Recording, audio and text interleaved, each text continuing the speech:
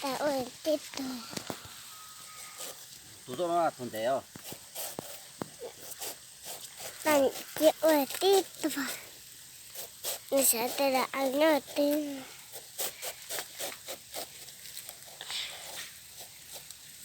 Có thả luôn.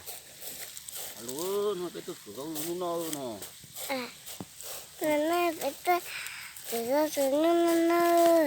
Sai hả luôn.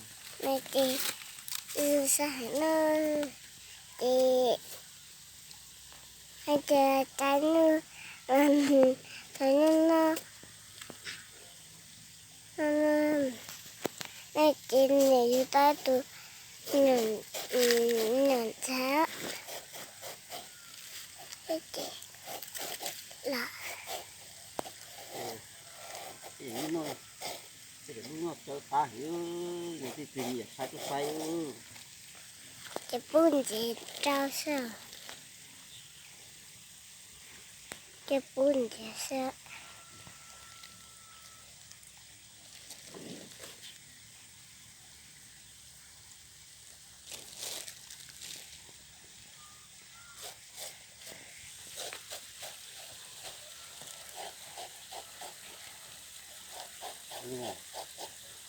Đây thì nó là cái độc gì nữa.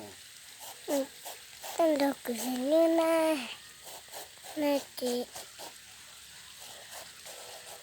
tuần lúa như, giờ rau như nó sữa, bây giờ rau tải hết chị, thì là chỉ cho rau, rồi như nó sữa.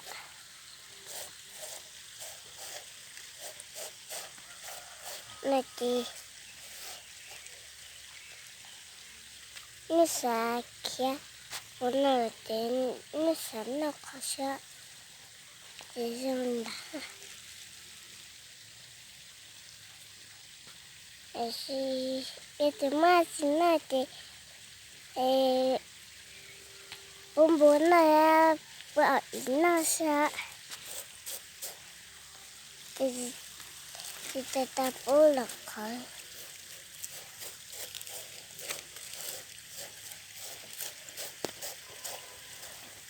tầm tôi chơi như mày luôn là nó sẽ thì như thế sao thì cái bỏ từ nước mệt cho